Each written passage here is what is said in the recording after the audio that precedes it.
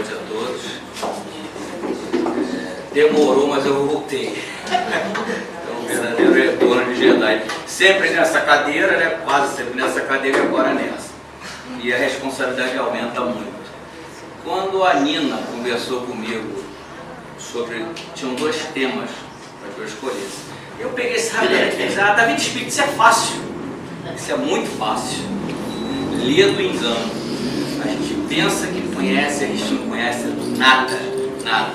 Então, para mim foi importante como fonte de estudo, espero que seja também para vocês, e juntos nós vamos tentar trilhar esse estudo da noite de hoje, tá bom? O capítulo 6 do Livro dos Espíritos, que fala sobre a vida espírita. E ele se subdivide em 9 tópicos. Primeiro, espíritos errantes, mundos transitórios, percepções, sensações e sofrimentos dos espíritos, ensaio teórico das sensações dos espíritos, escolha das provas, as relações no além-túmulo, relações de simpatia e de antipatia dos espíritos, metades eternas, recordação da existência corpórea e, por último, comemoração dos mortos funerais. Ou seja, a gente faz um caminho, né, sobre toda a nossa vida, de encarnado até lá no desencarnado. Então vamos lá. Começar pelos espíritos errantes. Nós fomos no dicionário Wise buscar qual o significado da palavra erraticidade. E lá fala, é um intervalo entre uma encarnação e outra, ou quando a pessoa desencarna e depois encarna de novo, este período que ficou em espírito chama-se erraticidade. Pegamos essa primeira parte, pegamos as questões de 223 a 233 e tentamos compilar de uma forma um pouco mais rápida para todos nós. E lá está definido da seguinte forma: a reencarnação pode ser imediata, porém é mais comum que ocorra em intervalo mais ou menos longos. Então, comparar só para fazer uma pequena reflexão, intervalos mais ou menos longos. Então, nós somos privilegiados, nós estamos encarnados. Nós fizemos uma programação e é a hora de se tentar cumprir um pouco que seja dessa programação. Tá? A alma, no intervalo das encarnações, é espírito errante que aspira um novo destino. De novo, esse intervalo pode demorar de algumas horas até alguns milhares de séculos. Então, agora mesmo nós temos milhões e milhões de espíritos errantes pedindo a permissão para que eles possam encarnar. Então, nós temos que aproveitar esse momento. Um detalhe importante, essa erraticidade ela nunca é perpétua, graças à dádiva de Deus. Mais cedo ou mais tarde nós retornaremos para tentar cumprir a nossa missão. Nesse estado, o espírito estuda e procura meios para se elevar. Vêm, observam o que ocorre nos lugares aonde vão, ouvem conselhos dos espíritos mais elevados, e tudo isso faz com que ele tenha novas ideias que até então desconhecia ou não botava em prática. Cedo ou tarde, o espírito terá que voltar a uma experiência apropriada para purificar-se das máculas de existências passadas. Assim sendo, a encarnação é um estado transitório e errantes são todos os espíritos desencarnados. A exceção, nós tivemos aqui há 2 semanas atrás, nós tivemos 2 palestras, uma foi dada pela Venusa e outra pelo André Dourado, que falava sobre mundos ditosos, mundos felizes. Esses espíritos que já estão nesses mundos já não precisam mais de reencarnar. E aqui a gente tem a classificação desses mundos, os primitivos, e aqui o que ocorre em cada um deles. Prevalece o instinto e a lei é mais forte. Nós estamos situados em provas e expiações, onde infelizmente o mal ainda predomina sobre o bem, mas nós estamos caminhando a passos largos para regeneração, onde o bem vai acabar prevalecendo sobre o mal. Esses espíritos que ele citou naquele quadro anterior, são esses que já estão nesses lugares, nesses mundos, olha, nos ditosos ou felizes, ou celestes ou divinos. Eles já não têm a necessidade de reencarnação, mas a gente vai ver mais lá na frente como que eles também trabalham. Vamos passar agora para mundos transitórios. Pegamos também um resumo das questões de 234 a 236. E aí ele cita: são mundos que servem de habitação temporária ou ponto de repouso dos espíritos errantes. São, entre outros mundos, posições intermediárias, graduadas de acordo com a natureza daqueles espíritos. Eles podem ter acesso e gozam de maior ou menor bem-estar naquele determinado mundo transitório. Esses mundos não são habitados, a superfície desses mundos são estéreis, porque aqueles espíritos que lá estão não precisam do que nós precisamos aqui. Tá? Os que habitam de nada precisam. Essa esterilidade, no entanto, é transitória. A Terra, inclusive, já participou, já pertenceu a esse tipo de mundo. Nós fomos evoluindo. Então, para pensar.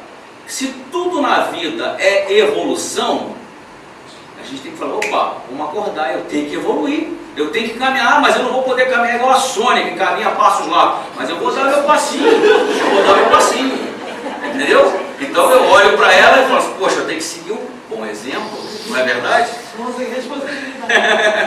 Os espíritos que nele habitam podem deixá-los livremente, a fim de irem para onde devam ir. E ele dá um exemplo, como se fosse um bando de aves migratórias que de repente pousam numa determinada ilha, vão se refazer para continuar a sua jornada. Enquanto permanecem nesses mundos transitórios, os espíritos progridem. Você vê que Deus é tão misericordioso que aonde quer que o espírito esteja, ele está sempre evoluindo. Não é verdade? Uma vez que levam o objetivo de se instruírem e de poderem mais facilmente obter permissão para passar a outros lugares melhores e chegar à perfeição que os eleitos têm que atingir mais cedo ou mais tarde.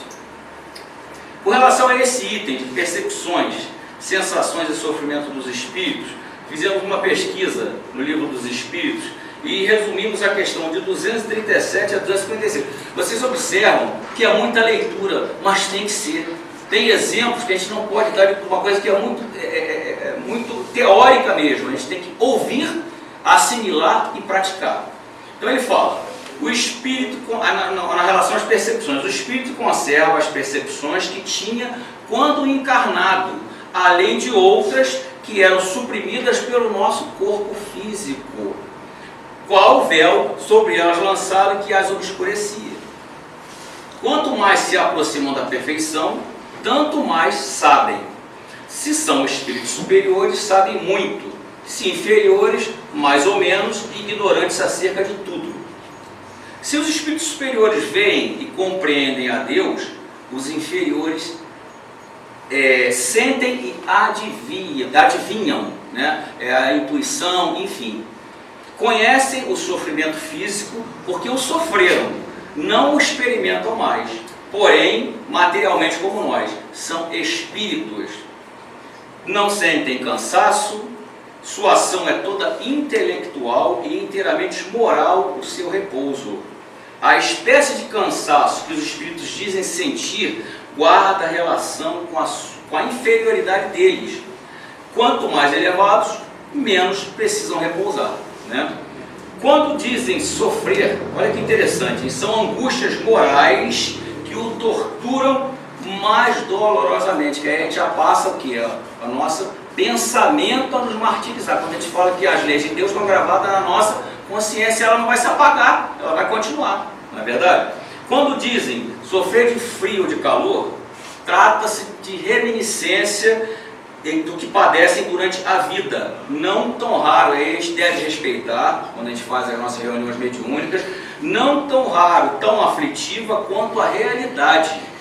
Quando se lembram do corpo que revestiram, tem impressão semelhante a uma pessoa que estava com um casaco, é retirado esse casaco e ele ainda sente que está coberto. Tá? A duração, olha que interessante isso aqui, olha. É aqui mesmo. A pergunta 240, ele faz essa pergunta: a duração, os espíritos a compreendem como nós? E a resposta: não.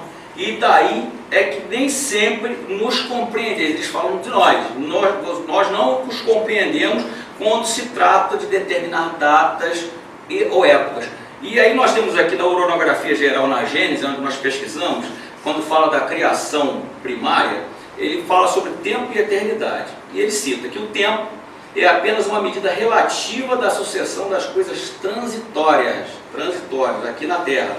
A eternidade não é suscetível de medida alguma do ponto de vista da duração. Para ela, não há começo nem fim, tudo é presente.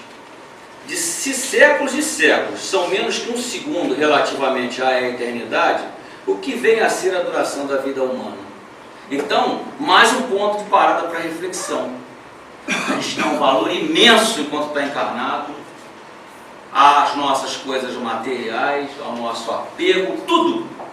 E a gente ouve aqui, olha, do livro, que a duração da vida humana é isso, diante disso que nós temos para gozar, aproveitar e evoluir. Então vamos parar para refletir e tentar, nessa vida, melhorar a nossa condição, a nossa atitude moral, como nós vimos lá atrás, que os espíritos, em função da sua moral, são elevados. Então a gente pode começar a fazer a nossa lição de casa. Sobre as sensações, aqui tem o ensaio teórico das sensações dos espíritos, nos espíritos. E nós pegamos aqui, com relação ao espírito, o perispírito e o corpo. Isso aqui é só um ano passando, não é nem da minha palestra, mas eu quis botar só para poder a gente entender um pouco mais que ele fala alguma coisa sobre o perispírito.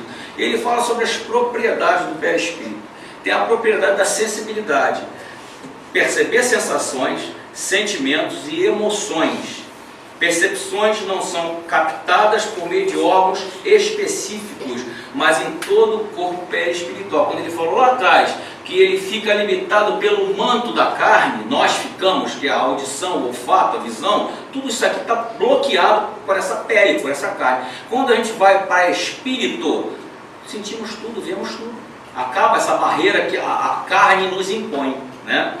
Ele fala sobre desdobramento, ele fala sobre a propriedade de penetrabilidade, de visibilidade, tangibilidade, unicidade, mutabilidade e várias outras propriedades que nós temos como perispírito. E no livro dos médiuns nós pegamos essa definição. O perispírito é como um fio elétrico condutor que serve para a recepção e a transmissão do pensamento. Desempenha grande papel na economia orgânica dos fenômenos fisiológicos e patológicos.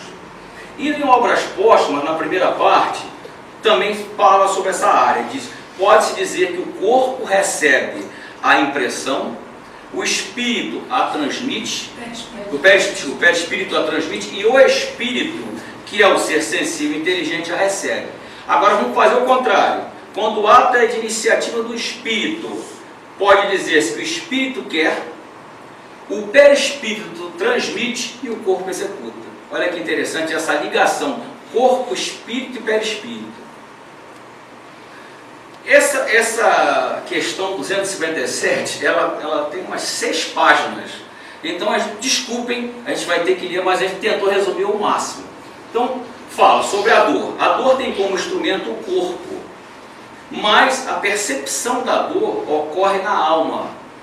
Como comparação, podemos pensar naqueles a quem se amputou o membro e costumam sentir dor no membro que lhes falta. Isso é muito comum, a gente já ouviu, Fantástico, outros falando sobre essa sensação que a pessoa tem, já não tendo mais nem a perna, mas ele tem essa sensação. É que o cérebro guarda a impressão da existência do membro. Fato semelhante ocorre no sofrimento do espírito após a morte. Se ele tem essa ligação com o corpo, com as coisas da matéria, ele vai ver o corpo dele se acabando lá, se deteriorando, e ele ligado, e eu queria estar nesse corpo, e não vai estar mais, acabou. O envoltório já está entregue. Tá?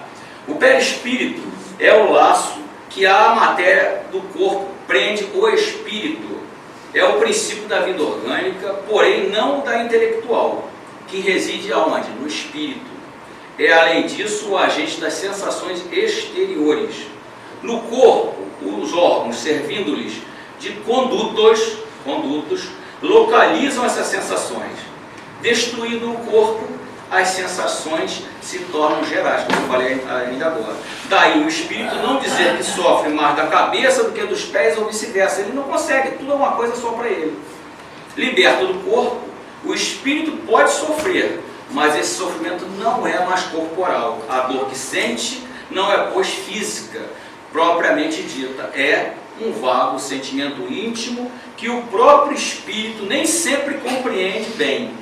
Isso porque a dor não se acha localizada, é porque não a produzem agentes exteriores.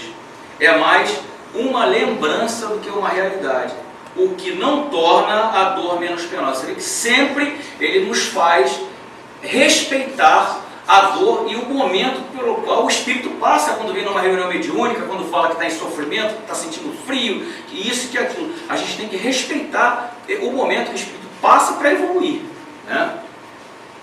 Os sofrimentos por que passa o espírito são sempre consequência da maneira como viveu na Terra, mais um chamamento à nossa razão. Sofrer resulta dos laços que ainda nos prendem à matéria. Quanto mais livres estivermos desta influência, quanto mais desmaterializado nos acharmos, menos dolorosa será essa sensação.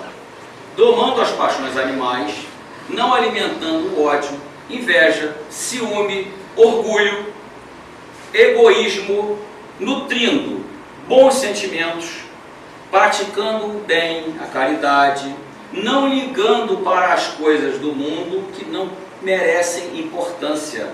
E então, embora revestidos no invólucro corporal, encarnados, já estaremos depurados, melhorando, evoluindo e libertos do jugo da matéria. E quando deixarmos esse invólucro, não mais sofreremos a influência corporal.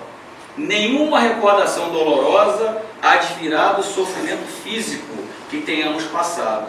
Nenhuma impressão desagradável ficará, porque apenas terão atingido o corpo e a alma. A gente vai lá atrás, nos primeiros cristãos que iam para as arenas, cantando e rezando, se entregar aos leões. Está aqui, olha. Eles conseguiram um estágio tal de libertação, aquilo era um simples corpo que ia se deteriorar, não tinha problema, porque o espírito deles já estava encaminhado há muito tempo. Tá? Os sofrimentos guardam relação com o proceder que tivemos e cujas consequências experimentaremos. A outra vida é fonte inefável, de inefável ventura para os que seguiram o bom caminho. Olha, Jesus chamando o lado bom do bem praticar, né? Aos que sofrem, isso acontece porque o quiseram e, portanto, só de si mesmos se devem queixar, quer nesse mundo ou fora desse, depois como espírito. A morte física e o desencarne não ocorrem simultaneamente. O indivíduo morre quando o corpo físico deixa de funcionar. O espírito desencarna quando se completa esse desligamento, que pode demorar, olha só que interessante, de algumas horas ou alguns dias, dependendo do grau de adiantamento de cada um, ou seja, aqueles que são apegados vão ficar vivendo, não é verdade? O perispírito se desprende mais ou menos lentamente do corpo, durante os primeiros minutos depois da desencarnação. O espírito não encontra explicação para a situação em que se encontra. Crê não estar morto e por isso se sente vivo. Essa situação dura enquanto haja qualquer ligação entre o corpo e o perispírito. Basicamente, o espírito permanece ligado ao corpo enquanto são muito fortes neles as impressões da experiência física.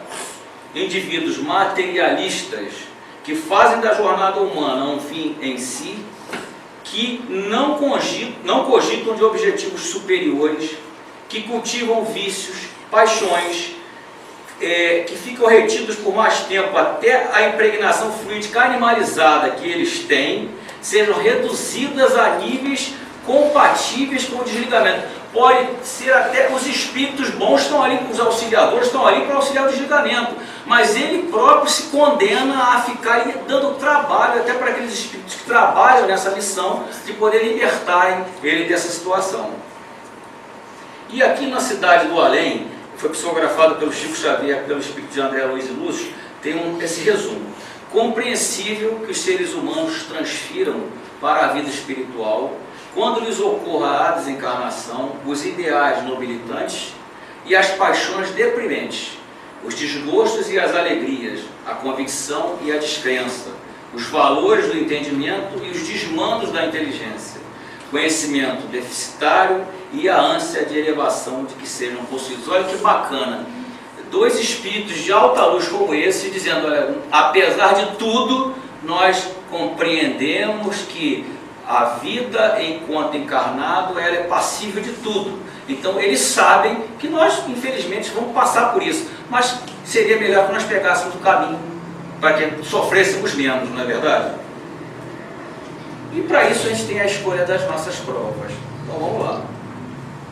A questão 258 faz essa pergunta. Quando na erraticidade, antes de começar nova existência corporal, tem o espírito consciência e previsão do que lhe sucederá no curso da vida terrena? Olha a resposta. Ele próprio escolhe o gênero de provas por que há de passar, e nisso consiste o seu livre-arbítrio. Não é Deus, então, que lhe impõe as tribulações da vida como castigo? Nada ocorre sem a permissão de Deus. Dando ao espírito a liberdade de escolher, Deus lhe deixa a inteira responsabilidade dos seus atos e consequências que estes tiverem. Abertos se lhes acha o caminho do bem e do mal. Se vier a sucumbir, resta-lhe a consolação que o Pai misericordioso lhe permitirá, através da dádiva da reencarnação, vir de novo para tentar minimizar e resgatar essas falhas passadas. A questão 264 pergunta: o que é que dirige o espírito na escolha das provas que queira sofrer? O que leva a escolher determinadas provas, né? Ele escolhe de acordo com a natureza das faltas que ele cometeu, que levem à expiação dessas faltas, que ele possa progredir. Olha que interessante. Uns impõem a si mesmos uma vida de miséria e privações, objetivando suportá-las com coragem. Outros preferem as tentações da riqueza, do poder. Olha a observação, muito mais perigosas pelos abusos e má aplicação a que podem dar lugar. Porque a gente sabe muito bem da porta estreita e da porta larga, né? A porta larga se nos oferece assim a cada 2 minutos, né? Se olhar para o lado, a porta está imensa, você quer mergulhar de cabeça. Então esses espíritos aí, enquanto na erraticidade, eles pedem ao Pai a misericórdia de passar até por essa situação de riqueza, para que eles possam experimentar na carne o quê? Vencer todos os males e todos os vícios e conseguir progredir como espírito, fazendo do dinheiro dele que ajudar o próximo, fazer com que a humanidade possa evoluir através da parte financeira que cabe a ele naquele momento. Muitos finalmente se decidem a experimentar suas forças nas lutas, tendo que sustentar em contato com o vício. Olha só, a gente fala muito em favela e a gente sabe que ali a gente tem muita aprovação dentro da favela, né? Infelizmente, muitas pessoas passam por momentos difíceis, mas nem todo mundo que está na favela é bandido. Não é verdade? E não é porque você está lá que você tem que ter o rótulo de bandido. E dali saem pessoas maravilhosas. Mas eles pediram para estar lá na favela e para mostrar para todos nós, olha só, eu sou de lá, mas eu sou boa pessoa, eu sou caridoso, eu sou humilde, eu sou um bom cidadão. E vira e mexe a gente vê passar na televisão. Aqueles são exemplos esporádicos, e quantos outros anônimos estão lá na favela e são pessoas de bem, né? Mas eles passam por essa aprovação. Eles passam naquela vila. Eu estava dando carona com uma senhora, uma amiga minha, que ela mora atualmente no Jardim Catarina. E ela falou assim: não, eu pego um ônibus, desço aqui, aí eu atravesso uma viela. Seu irmão, abaixa a cabeça assim, vou rezando, pedindo a Deus para não acontecer nada. Eu vejo os traficantes, os maconheiros, não sei o quê, mas eu vou na fé. Ela está ali. Ela está passando pela prova. Será que eu passaria por aqui? Entendeu? Esse espírito está evoluindo, porque ela consegue conviver sem viver o que o outro vive. Ela consegue evoluir espiritualmente. Até que chegue ao estado de pureza perfeita, tem o espírito que passar constantemente por provas? E a resposta: sim, mas não como o entendeis, pois que só considerais provas as tribulações materiais. Ora, havendo-se elevado a um certo grau, o espírito, embora não seja ainda perfeito, já não tem que sofrer provas. Aqui ele cita espíritos mais evoluídos, tá? E olha que bacana: continua, porém, sujeito a deveres nada penosos, cuja satisfação lhe auxilia o aperfeiçoamento. Como? Mesmo que consistam em auxiliar os outros a se aperfeiçoarem, né? Então, os mentores, os benfeitores, aqueles espíritos que nos induzem no anjo da guarda, eles estão o quê? Passando pelas provas dele, mas totalmente diferente do que a gente fala assim: passar por uma prova de sofrimento. Não, eles se sentem bem em poder nos induzir de uma forma correta para que possamos pegar a trilha correta. O espírito Miramês, deixa eu só fazer um parênteses sobre o espírito Miramês. É um espírito que ele é o guia espiritual do médium João Nunes Maia, desde 1958, da União Espírita Mineira. Ele era um espanhol muito próximo ao rei de Espanha, e ele sempre teve o sonho de vir ter na terra de Santa Cruz. Santa Cruz ou Vera Cruz, eu não lembro qual era o Brasil. Um ou outro, não lembro. Enfim. Só que o rei tinha uma preocupação imensa com ele. Por ele era uma pessoa do bem, maravilhoso, mas ele tinha para o rei um defeito terrível. Ele era muito bom, ele defendia os pobres, e o rei queria que ele aprendesse. Como é que ele fez? Vou mandá-lo ao Brasil para tomar posse das terras de Espanha em confronto com Portugal. E ele veio, assim veio, ele fez. Vendeu tudo que tinha, doou tudo que tinha lá na Espanha e veio para o Brasil. Resumo da ópera: ele passou a ser chamado de Pai Branco, porque ele passou a auxiliar os negros, os escravos e os índios. Então a missão dele é imensa. Com tudo que ele tinha, ele veio para o Brasil, e aqui ele conseguiu mostrar a que ele veio. Ele deixa essa mensagem para a gente. O espírito, quando encarcerado no plano físico, que ainda ostenta egoísmo, vaidade em demasia e violência, que esquece a transitoriedade do seu mandato, que usa seus poderes temporais para perseguir e fomentar distúrbios na sociedade somente visando o seu bem-estar pessoal, logo que passa para o mundo da verdade, entra em depressão moral e passa a sofrer as consequências dos seus atos. Eis martírio maior. Muitos desses espíritos ficam ansiosos para voltarem à carne e repararem os seus deslizes. São esses que estão lá na erraticidade, pedindo a misericórdia de fazer uma nova programação para que eles consigam vir ter conosco para tentar resgatar as suas falhas. Ele ainda continua com outra mensagem: se já temos alguma luz de entendimento acerca das leis de Deus, que regulam todas as coisas, não percamos tempo com o chamado mal. As ilusões nos fazem sofrer até que conheçamos a verdade. Aí a gente lembra do que? Aquela frase: a quem muito é dado, muito será cobrado, né? Então eu sou desse tamaninho, mas eu aqui colado, né? Já cheguei para esse estágio, eu já aprendi muito sobre a vida espírita. Então tudo que nós ouvimos, que nós captamos, vai ser útil para a gente, não é verdade? Então as ilusões nos fazem sofrer até que conheçamos a verdade. A gente tem um Consolador Prometido, o Espiritismo está nos ensinando bastante, não é verdade? Quando você faz a reunião de laço para a eternidade, quantas pessoas veem que tem um sofrimento total, e o seu diálogo, a sua explanação, o seu carinho, o seu consolo, o seu conforto que você aprendeu através do Espiritismo, passa para essas pessoas que saem daqui muito melhores do que chegaram, né? É praticar o bem quando se recebe o bem, né? Que é o nosso papel. Relações de além-túmulo. A pergunta: da existência de diferentes ordens de espíritos, resulta para estes alguma hierarquia de poderes? Há entre eles subordinação e autoridade? E a resposta espiritual: muito grande. Os espíritos têm uns sobre os outros a autoridade correspondente à superioridade que haja alcançado, autoridade que eles exercem por um ascendente irresistível. Olha agora outra pergunta bem capciosa.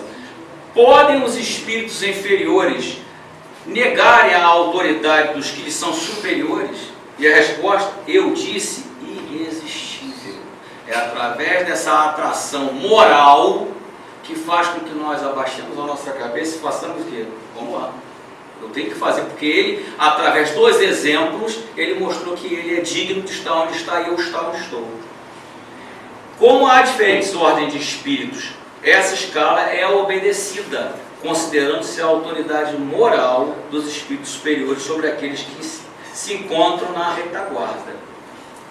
O poder e a consideração de que um homem gozou na terra lhe dão supremacia no mundo dos espíritos, lhe engana aí, olha. Não, pois que os pequenos serão elevados e os grandes rebaixados. E ele pede, lê os salmos. Aí a gente vai lá e busca lá em Lucas 14:11, tá? Pois todo homem que se eleva será rebaixado, mas quem se rebaixa será elevado. Como devemos entender essa elevação e esse rebaixamento? Não sabes que os espíritos são de diferentes ordens, conforme os seus méritos? Pois bem, o maior da terra pode pertencer à última categoria entre os espíritos, ao passo que o seu servo pode estar na primeira. Compreendes isto? Não disse Jesus, aquele que se humilhar será exalçado e aquele que se exalçar será humilhado. Então, mais uma vez, ele é de engano, né? Então, a gente não, que eu não tenho, mas aqueles que têm uma finança boa, riqueza, poder, né? Que eles parem e pensem, eu tenho que agir corretamente. É meu empregado por uma questão momentânea, mas antes de mais nada é meu irmão, né? E até aquelas ordens, quando a gente passa para certas pessoas, por favor, obrigado, que não custa nada. Não custa nada. Muitas das vezes, vocês vão estar me rebaixando, não tem nada a ver. Aqui está o exemplo. Os espíritos das diferentes ordens se acham misturados uns com os outros? Sim e não. Quer dizer, eles se veem, mas se distinguem um dos outros. Evitam-se ou se aproximam, conforme a simpatia e a antipatia que eles inspiram aos outros. Tal acontece conosco aqui encarnados. Constitui um mundo do qual o vosso é o pálido reflexo. Os da mesma categoria se reúnem por uma espécie de afinidade e formam grupos ou famílias, unidos pelos laços da simpatia e pelos fins a que visam. Os bons, pelo desejo de fazerem o bem. Os maus, pelo de fazerem o mal, pela vergonha de suas faltas e pela necessidade de se acharem entre os que se lhes assemelham. E a gente vê aqueles grupinhos, né? Eu sou o cara que faz o mal, mas se eu tiver com o Iurã, se eu tiver com Célia, com o Ricardo, então eu vou me fortalecer, igual aquele pessoal em jogo de futebol, que sozinho não levanta a mão, mas quando junta com 10, 20, bate em todo mundo, até na polícia, né? Então aqui está mais claro do que nunca. Tal uma cidade grande, os homens de todas as classes, de todas as condições, se veem e se encontram, sem se confundirem, onde as sociedades se formam pela analogia dos gostos, onde a virtude e o vício se acotovelam sem trocarem palavra.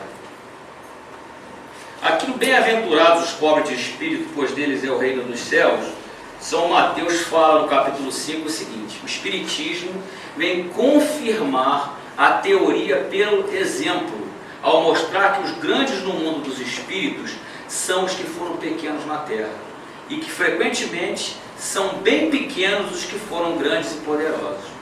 É que os primeiros levaram consigo ao morrer aquilo que unicamente constitui a verdadeira grandeza no céu, e que nunca se perde, são as virtudes, enquanto os outros tiveram que deixar aquilo que os fazia grandes na terra, e que não pode levar: fortuna, títulos, glória, linhagem. Não tendo nada mais, chegam ao outro mundo desprovidos de tudo. Conservam apenas o orgulho, que torna ainda mais humilhante a sua nova posição. porque vêm acima deles resplandecentes de glória aqueles que especiaram na terra. Tem uma passagem, eu não me lembro onde eu li ou eu ouvi na Rádio Rio de Janeiro, sobre uma senhora que era uma rica fazendeira, né, e que ela maltratava aqueles escravos, enfim. E que quando ela desencarnou, ela percebeu que aqueles escravos dela estavam numa posição superior a ela, e ela foi cobrar. Por que que eu devo conversar com eles, obedecer a eles? E foi explicado para ela que todo aquele entesouramento que ela teve aqui enquanto encarnada, não serve de nada, a mala dela chegou lá vazia, né? Enquanto a gente, através da prática da caridade, do diálogo, do amor, do carinho, a nossa mala vai se enchendo aos pouquinhos. Vamos falar um pouco sobre as relações de simpatia e de antipatia entre os espíritos metades eternas. A pergunta: alimentam ódio entre si os espíritos?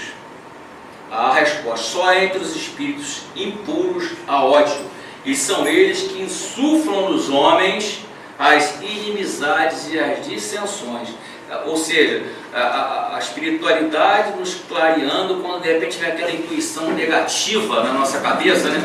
Poxa, aqui a Kátia, nossa, a Kátia é metida, nossa, não, ela é metida assim, que ela chega no centro, tá arrumada, eu tô aqui sentado, ela passa, a Kátia realmente não presta, ela não presta, e passa a ser minha inimiga. Mas por quê? Falta de vigilância. Porque eles estão atuando, eles estão aí para isso, né?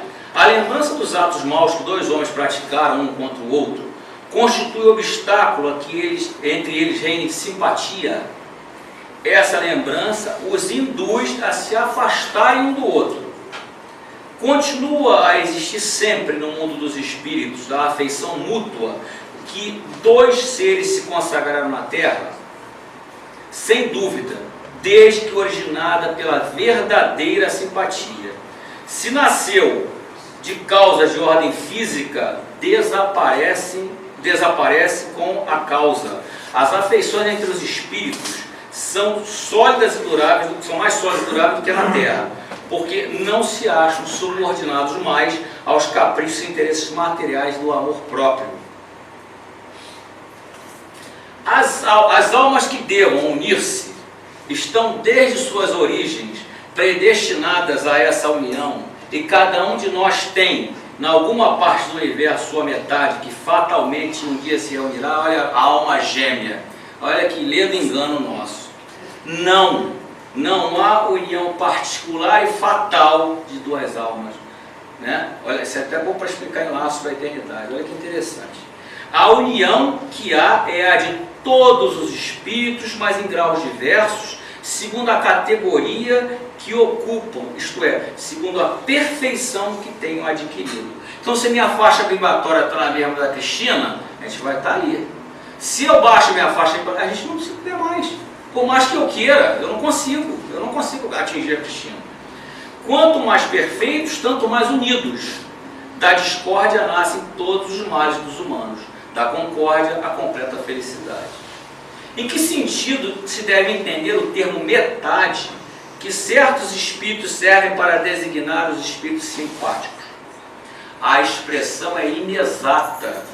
Se um espírito fosse a metade do outro, separado dele seria incompleto. Que egoísmo nosso, né? Eu sou a cara metade dela, né? Sou a metade da Cristina, então a hora que eu morrer, Cristina morre metade.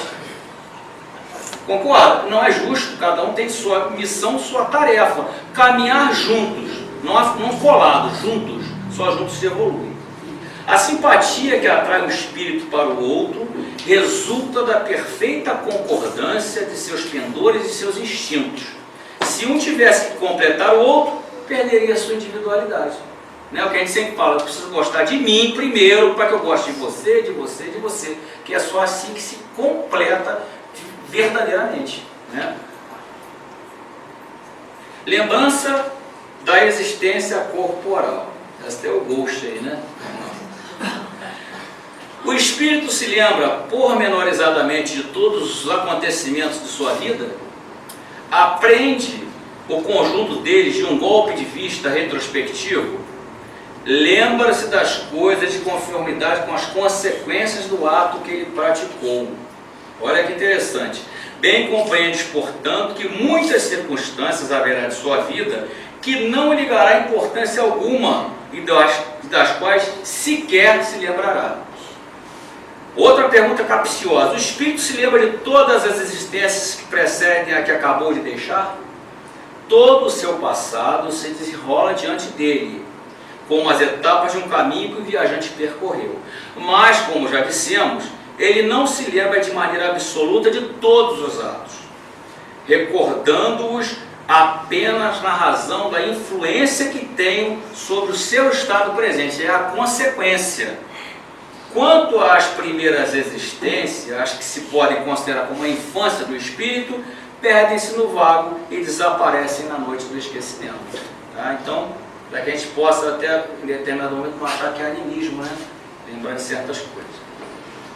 O homem que foi feliz neste mundo lastima os gozos que perdeu ao deixar a terra? Somente os espíritos inferiores podem lastimar os gozos que correspondem à impureza de sua natureza e que eles vão expiar através do sofrimento. Os espíritos elevados, para eles, a felicidade é eterna e é 1000 vezes preferível do que os prazeres efêmeros da terra. Tá? Aquele que iniciou, outra pergunta interessante também, aquele que iniciou grandes trabalhos com uma finalidade útil e que os vê interrompidos pela morte, lamenta tê-los deixados por acabar? Cientistas, pesquisadores, enfim, nós, família, né? Netos, enfim. Não, porque vê que os outros estão destinados a concluí-los. Ao contrário, trata de influenciar outros espíritos humanos a continuá-los. Seu objetivo na Terra era o bem da humanidade. Esse objetivo é o mesmo no mundo dos espíritos. Olha que bacana, né? Então, é a intuição, né? Aquelas pessoas, de repente, uma intuição, quer dizer, são os espíritos mais evoluídos que procuram, não são egoístas, muito pelo contrário, eles dividem e querem que a coisa funcione para o bem de que? Maior que a humanidade. Desde que o espírito já viveu a vida espírita antes de sua encarnação, de onde vem o seu espanto ao reentrar no mundo dos espíritos? Esse é apenas um efeito do primeiro momento e da perturbação que se segue ao despertar. Mais tarde, ele reconhece perfeitamente o seu estado, à medida que lhe volta a lembrança do passado e que se desfaz a impressão da vida terrestre. Então é comum, nesse primeiro momento, essa perturbação. A gente já viu espíritos que a gente sabe que desencarnaram, né? E mais com o passar do tempo eles acabam compreendendo. E o último item, comemoração dos mortos funerais. Sensibiliza os espíritos o lembrarem-se deles, os que lhe foram caros na terra? E a resposta: muito mais do que podeis supor. Essa lembrança aumenta-lhes a felicidade se são felizes, e se são infelizes, serve-lhes de lenitivo. Olha que pergunta bacana da gente compreender. O dia de comemoração dos mortos tem alguma coisa de mais solene para os espíritos? Preparam-se eles para visitar os que vão orar sobre os túmulos? Os espíritos atendem ao chamado do pensamento, nesse dia como nos outros. Então, não é por ser o dia de finados, que se chama dia de finados, ele vai, se você pensar, você atrai. Por isso que a gente pede muitas das vezes àqueles que acabaram de perder um ente querido, que evitem de ficar o tempo todo chamando, porque eles são obrigados, eles estão se preparando, se tratando, e a gente está prejudicando. Então, cabe a nós também entendermos a situação deles. Sob que forma comparecem e como seriam vistos se pudessem tornar-se visíveis? Aquela pela qual eram conhecidos na terra. Tá? A visita ao túmulo proporciona mais satisfação ao espírito do que uma prece feita em sua intenção? A visita ao túmulo é uma maneira de se manifestar que se pensa no espírito ausente. É a exteriorização desse fato. Eu já vos disse que é a prece que santifica o ato de lembrar. Pouco importa o lugar, se a lembrança é ditada pelo coração. É o que a gente sempre fala, né? Pensou, vai num cantinho, faz uma prece. Não tem coisa melhor né, do que aquela prece para poder elevar aquele espírito, uma prece saudável que peça para que ele possa ter o perdão, a paz, a luz, que consiga se reencontrar, e a gente vai fazendo isso aos poucos e esses espíritos vão conseguindo sair dessa perturbação e fazer a sua caminhada. A alma que volta à vida espiritual é sensível às honras que tributam aos seus despojos mortais? Quando o espírito já chegou a um certo grau de perfeição, não tem mais vaidade terrestre, compreende a futilidade das coisas da terra, de todas as coisas, né? Sabes, porém, que frequentemente há espíritos que, no primeiro momento da morte, gozam de grande satisfação com as honras que lhes tributam, ou se desgostam com o abandono a que lançam ao seu revoltório, pois conservam ainda alguns preconceitos deste mundo. O espírito assiste seu enterro? Muito frequentemente o assiste, mas algumas vezes não percebe o que se passa se ainda estiver perturbado. O respeito instintivo do homem pelos mortos em todos os tempos e entre todos os povos é um efeito da intuição da existência futura? E a resposta é a sua consequência natural. Sem ela, esse respeito não teria sentido. Ou seja, isso já é latente nosso, já é latente. E é uma verdade. Todos os povos, quando você tem um desencarne, né, é aquele momento solene, aquele sentimento de se guardar. Eu não lembro de ver sai cantando, pulando. Quer dizer, existe uma coisa que retrai todo mundo naquele momento. Ou seja, é o que ele explica, é uma consequência natural nossa. Tá? E aqui o nosso grande Chico Xavier coloca que a morte é a mudança completa de casa sem mudança essencial da pessoa, né? Então que a gente possa lembrar que nós, em espírito, vamos. O fica é a casa, que é o corpo. Tá? E mais uma vez, o Miramês fala que a doutrina dos espíritos é um posto avançado do mundo espiritual no planeta, porque consola os que sofrem e instrui os que ignoram a verdade. Os espíritos que se encontram encarnados e aceitam o Consolador prometido têm mais facilidade para se prepararem em toda a verdade, de modo que, ao retornarem à pátria espiritual, chegam lá com algo a mais no coração e muito mais tranquilidade na consciência. Quem se encontra na terra, movendo-se em um corpo de carne, que agradeça a Deus pela oportunidade valiosa, tudo e faça tudo para compreender as leis que regem o campo fisiológico, conservando-o com saúde e bem-estar. Quanto mais tempo viver no campo da carne, mais possibilidades terá o espírito do aprendizado. Aquilo que ele já conhece para o seu equilíbrio passará para os que ainda não sabem. Esse é um dos deveres do espírito em marcha para a luz. Troca de experiências, fortalecendo o aprendizado. Então, aquilo que a gente falou lá no início, né, sobre a vida espírita, aquele roteiro, né, aí vai percepções, sensações, sofrimento, ensaio teórico, escolha das provas, toda essa trilha, ele bem nos mostra que nós temos o Consolador prometido, que é a doutrina espírita, que nos ensina, nos orienta, e que nós devemos valorizar o nosso corpo, né? Procurar dar bom cabo à nossa vida, né? não prejudicando, não encurtando essa vida, o que já está programado. E mais uma coisa que no final me tocou, quando ele fala que passará para os que ainda não sabem. Nosso dever como espíritas de passar adiante o nosso conhecimento, não é verdade? Porque muitos já aprendemos, mas muitos não sabem nada, né? E acho que uma dádiva nossa é evangelizar, né? É passar adiante um pouco daquilo que nós aprendemos. Meus irmãos, é o que eu tenho por hoje, eu acho que acabou. Peço desculpa a todos, porque eu sei que é muita leitura, mas sem o estudo e sem a leitura nós não somos nada. Então eu quero crer que, assim como foi útil para mim, eu já sei um pouquinho mais, quer dizer, um pouquinho mesmo mais, e espero que tenha sido útil para todos vocês. Fiquem todos em paz.